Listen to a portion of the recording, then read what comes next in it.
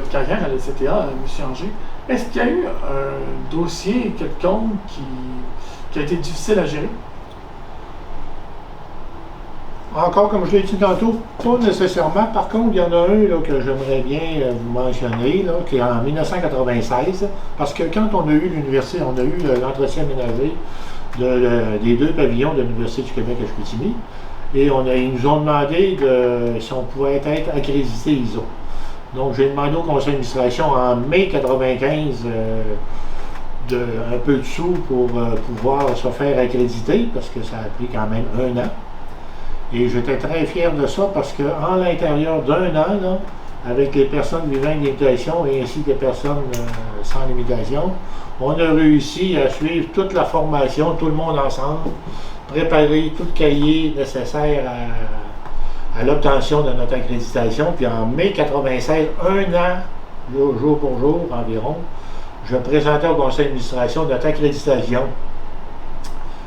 Et nos employés étaient très très fiers de ça. On a eu une belle fête. Ça, c'était quand même une belle réussite. Et moi, ce que j'ai vraiment aimé également, on a fait des partenariats avec les Français. Et on a reçu des Français ici à plusieurs occasions. Et nos gens ici sont allés là-bas, à 3 reprises.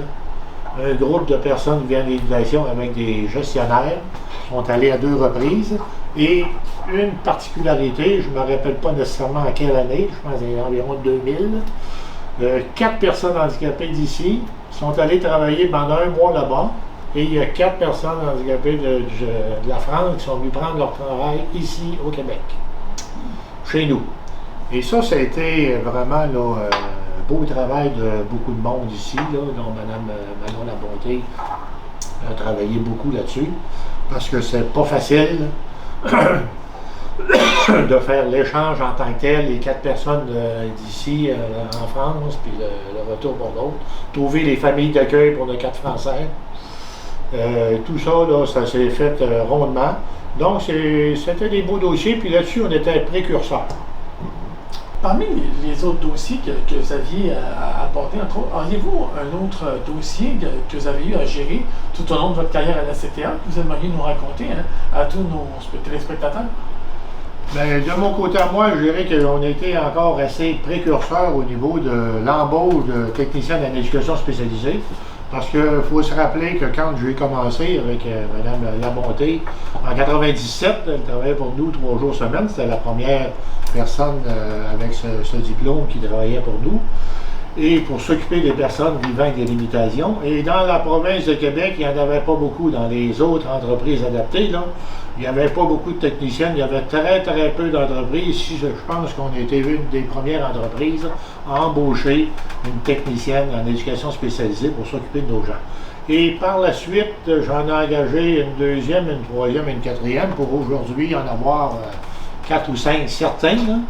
Et je mentionnais entre autres à tous ces techniciennes-là, quand on était en rencontre, là, que plus on embauchait de techniciennes en éducation spécialisée, plus on faisait de l'argent. C'est-à-dire que mieux on s'occupe de nos gens, plus ces gens-là sont heureux, plus ils sont productifs et l'entreprise y gagne. Donc, pour moi, là, ça a été ça un beau dossier là, que j'ai débuté au départ. Là. Puis par la suite, bien, les entreprises adaptées y ont compris, donc ils ont commencé à en embaucher. Mais on était là-dedans assez précurseurs, bien entendu. Puis, tout au long de votre passage ici, quel a été, selon vous, le moment le plus émouvant que vous avez eu à vivre ici? Les moments émouvants, il y en a eu beaucoup. Il y en a eu beaucoup parce que, vous savez, quand on embauche ces gens-là, là, qui ont tellement besoin de travailler, besoin d'être valorisés, donc ça nous fait toujours un petit pincement au cœur, là. À toutes les fois qu'on embauche, qu'on les fait travailler, puis qu'ils nous disent tout le bienfait que ça peut donner. Là. Entre autres, pendant plusieurs années, les gens sont retournés à l'école pour avoir un diplôme d'études secondaires là, en entretien ménager. Là. Et ces gens-là, entre autres, souvent, ils n'étaient pas capables d'écrire, pas capables de lire. Là, ça a tout été montré avec ces gens, avec beaucoup de travail auprès des techniciens, bien sûr, mais des professeurs. Puis il y en a quand même une personne, une fois, là, qui nous a écrit, qui avait écrit une carte de fête à sa mère, je crois. Puis c'était la première fois qu'il était capable d'écrire une carte de fête à sa mère. Il était très fier de ça. Donc c'est des moments quand même émouvants, parce qu'on sait que ces gens-là n'ont pas eu la chance d'avoir de diplôme. Donc, avec un premier diplôme ici, là, il était très fier de ça. Puis nous, on était très fiers aussi parce qu'on en a diplômé plusieurs. J'ai entendu dire par certains ici qu'un certain Camille travaillait ici. Est-ce que vous pourriez me raconter l'histoire de cette personne-là, s'il vous plaît? Oui, Camille était une personne très dynamique, très drôle. Et c'est une personne vraiment visuelle. Donc, il voyait très peu, il ne voyait pas du tout même, pour bien dire, il ne voyait pas du tout, à peu près 85%, 90%, il n'y avait pas de vision, à peu près pas. Donc, on a eu beaucoup d'anecdotes ensemble parce que Camille était tout un vendeur. Et quand il disait, Bernard, il y a une porte, il va y avoir une carpette. Mais au départ, il faut penser qu'on n'était pas beaucoup. Hein. Et Camille, quand il vendait, là, il allait faire la livraison également, puis souvent, c'était avec moi.